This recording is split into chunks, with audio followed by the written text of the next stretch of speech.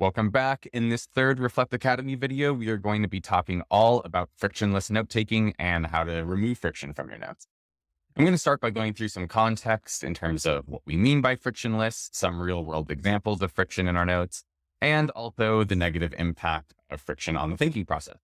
And then we're going to move into how to actually remove the friction from your notes. So we'll talk about some ways to go about tool selection, how to develop some systems to save things, making writing our notes as easily as possible, and even diving into frictionless recall so that we can easily find the thoughts, ideas, and pieces of information that we say. So let's get going with some context here. What exactly do we mean by frictionless in regard to our notes?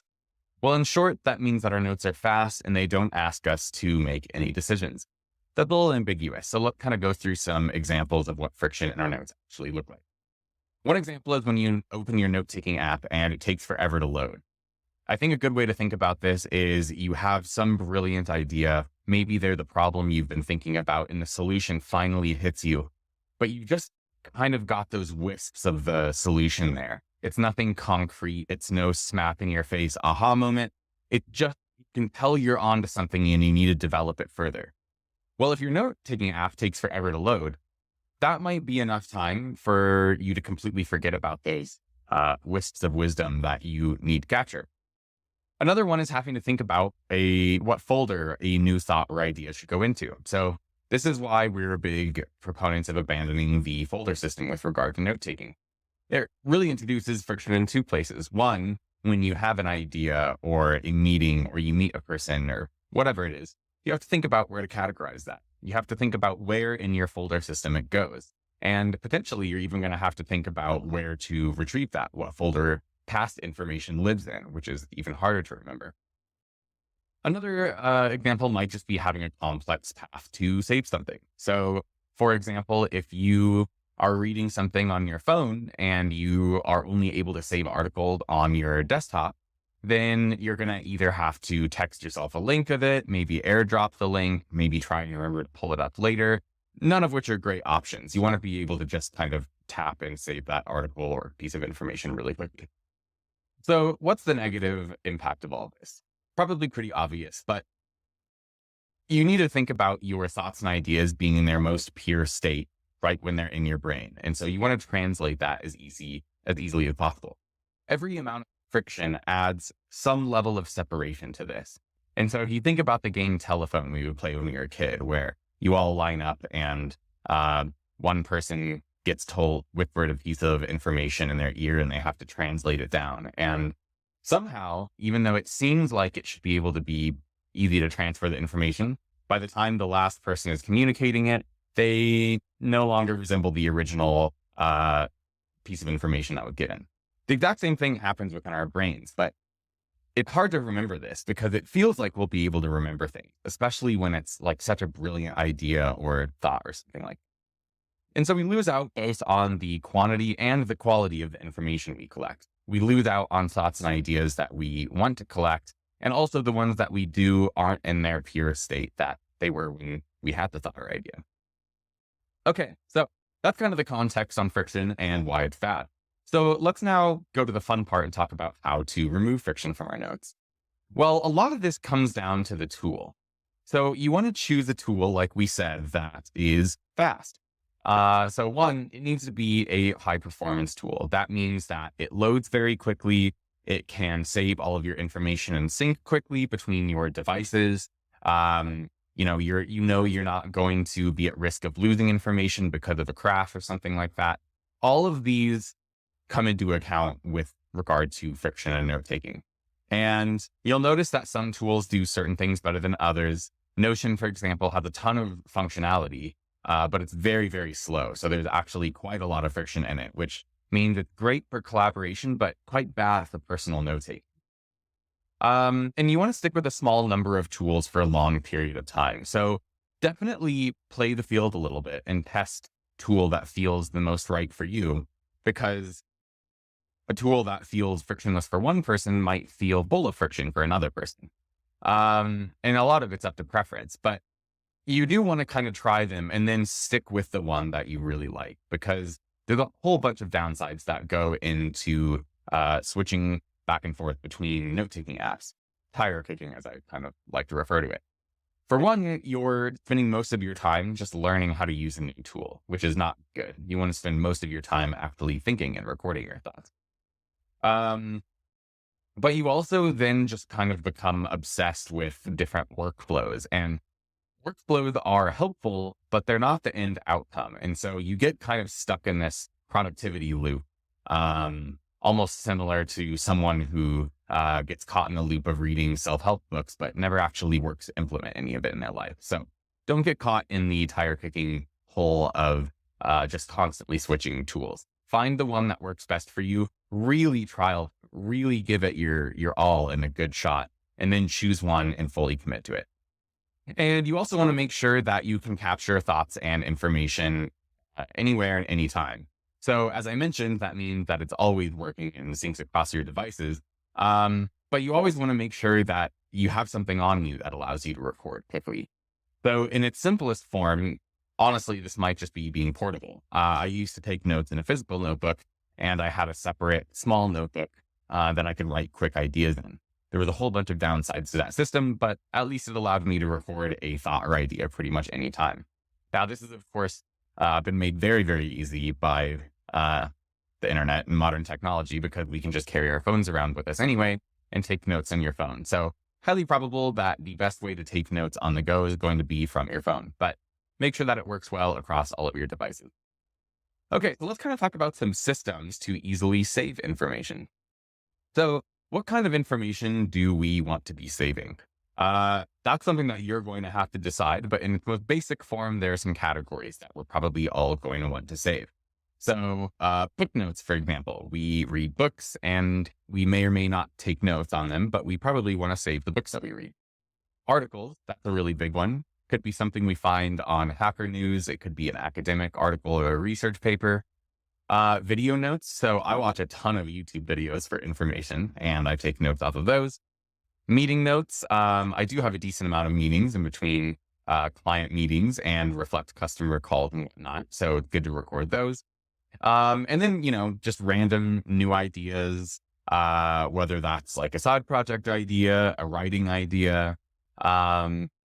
I could also probably just put any thought in here. So in short, you want to be able to capture basically any piece of information. But these, I think, are kind of the main ones. And so what I recommend doing is list out all of these sources that you want to save information from. And then you can find the easiest workflow possible for each one of those to save that piece of information. So let me take you through a couple of examples using our Chrome extension. So I'm in Chrome now, and I'm going to save just a few of my most common categories using our Chrome extension to give you an idea of how a simple workflow feature can save you quite a lot of friction. So here I am on an article that I found on Hacker News, the economics of all-you-can-eat buffets. So let's say that I want to save this to my notes because I found it interesting. I'm going to click on the Reflect extension, and this little tab pops up. So if I want to, I can open this note directly in Reflect. But what I'm going to do right now is I have this auto highlight feature turned on. So that means that I can go through here and highlight the information here. So maybe I want this section on how the $20 buffet breaks down, and I'm going to highlight that. And you can now see that it has a yellow highlight on the page. And I can basically go down and take any notes that I want, just like I'm highlighting a textbook in university or something like that. So I'll just do a couple of these as an example, and I'll kind of stop there. And then I'll also show you that you can customize your description here. So here, this pulls in the description of the article automatically. And, I could change it if I want. I could take additional notes here, but I don't really need to. I'm just going to be happy with their description. And so I'm just going to save it like that. Okay, so that's an article example, but you can use the Chrome extension for other things as well. For example, I have it set up. If I go to the options page here for the Reflect Chrome extension, I have it set up to save my bookmarked tweets. I can also have it save my favorited tweets, but I like quite a few of them. So I only have mine set up to save bookmarked tweets. But that means that I can just go through Twitter, and if I find this tweet interesting, I can bookmark it, and it will save it in my Reflect note with one single click. And this is great because I used to have a ton of friction around tweets that I would save. for the simple reason that I would never remember to go back into my saved tweet and look at them. So this solves that problem for me. And a final example here. I'm going to, this is our previous Reflect Academy video, number 2. And I actually think the Chrome extension works really great for saving YouTube videos. So again, I can just click this and it will automatically save the link with one click. And if I wanted to, like, let's say I want to just highlight the 5 principles, I could go through and highlight them there and it will save it. So again, on the options page, just, if you do want to try this tool, I do want to mention that it also will sync your Kindle books, the Amazon store, and it will also save your reading highlights. I currently don't have mine enabled because I'm using Readwise currently to save my Kindle highlights, but I'll show you what that looks like in Reflect. So let's go look at what all these saved things look like in my actual Reflect account. Back here in my Reflect notes, and here I am on my daily note page. I'll go over this a bit later in the course, but Reflect operates under a daily note structure, which means that there's a dedicated note for each day and it just goes on to infinity. And this is my actual daily notes from today, by the way. All of these things under here are just my, to-do list items for each project, my daily reflection that I do each day, all that good stuff. So we'll cover that later in the course, but up top here, you can see the things that I just saved. So for one, this tweet that I bookmarked now appears under tweets, and I've got this nice embed so I can kind of see if I want to, copy a link to it or even just transform it to a plain link, I can do that. And so this also note here will kind of give me all of the tweets that I have saved. So I can see them all in one list in the incoming backlink section here. So again, this, in my opinion, completely solves the issue of saving tweets and never looking at them, because it appears in your daily notes. So you know what day you saved it, you know what day the actual tweet came from, and you can review them all easily at once.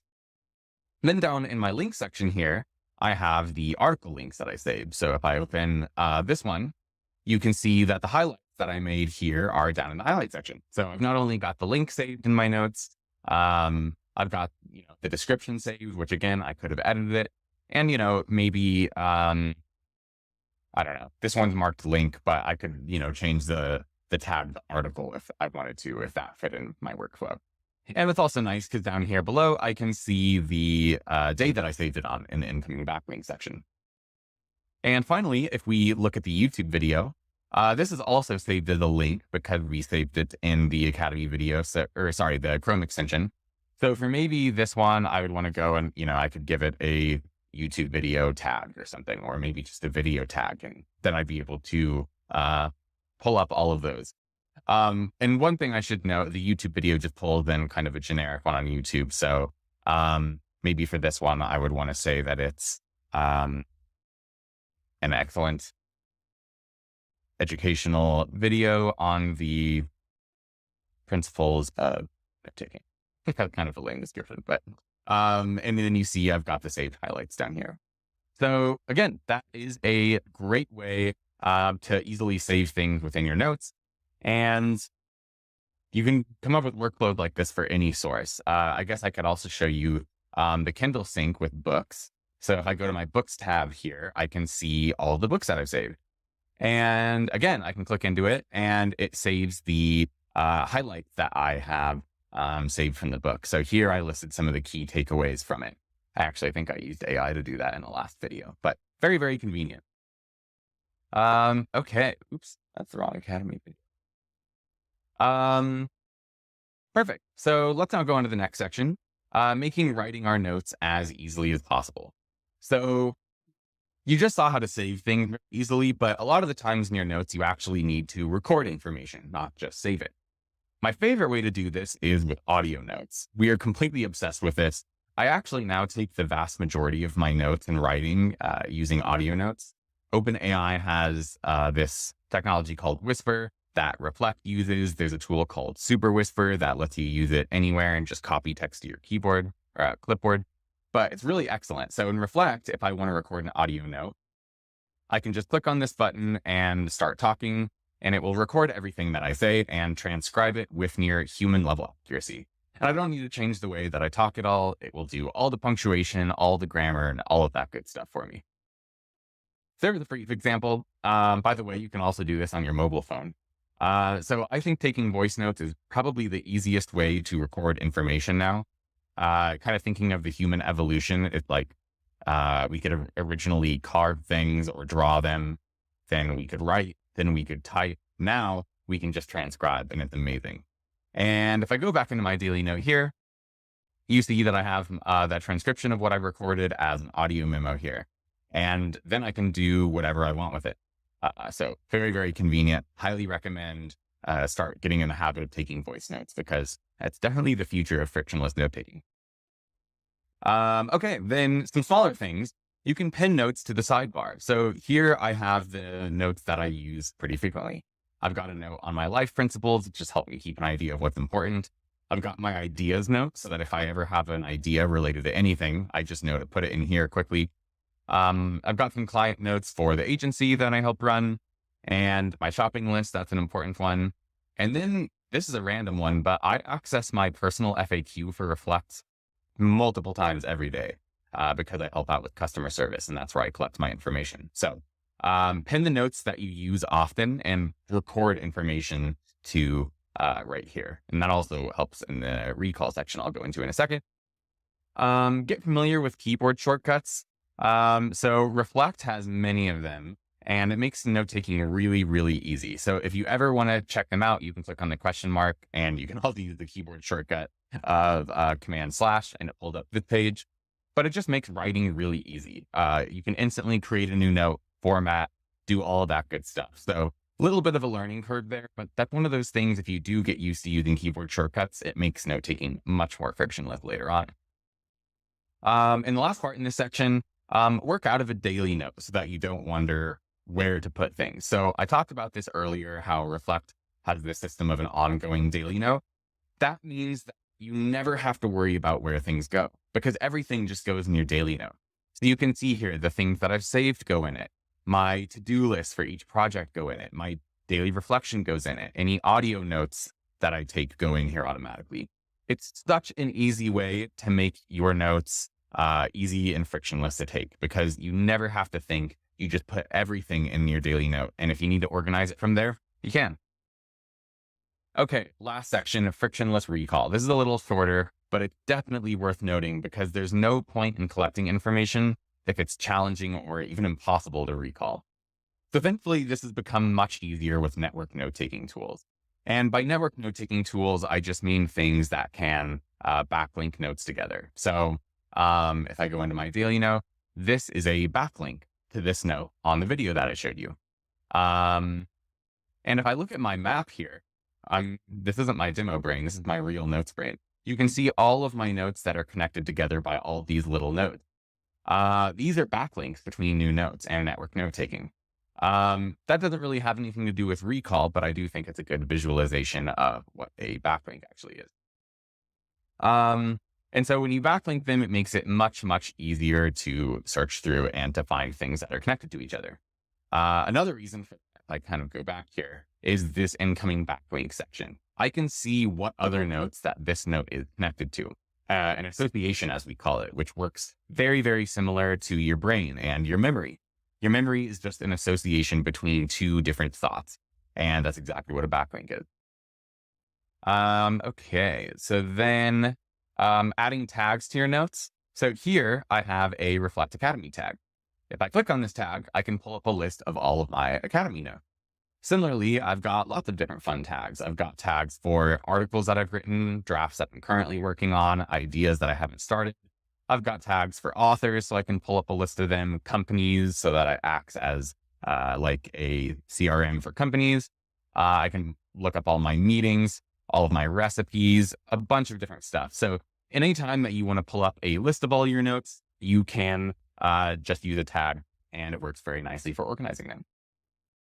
And finally, advanced search. And this is one of my favorite ones to talk about right now because Reflect just released and improved this feature. So if I go into my advanced search, I can look through all kinds of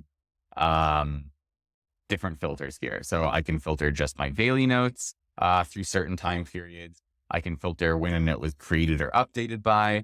I can search when a note is linked to, or notes that are linked to or by something. certain tags, notes that are pinned on my sidebar right there. And then I can also change the search type. So I can do, an exact search where it uses only the terms. I can do a semantic search, which will just kind of search conceptually, or fuzzy. That's not strict exact, but, will allow kind of some minor errors in there so that you can find things easily.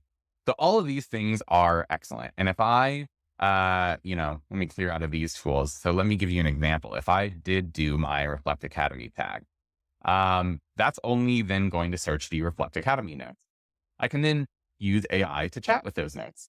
If I wanted to, I could summarize the Academy information, or I could ask it a specific question, like, how do I make actually, that's a terrible way to phrase that. How do I remove friction from my notes? And I can ask it that.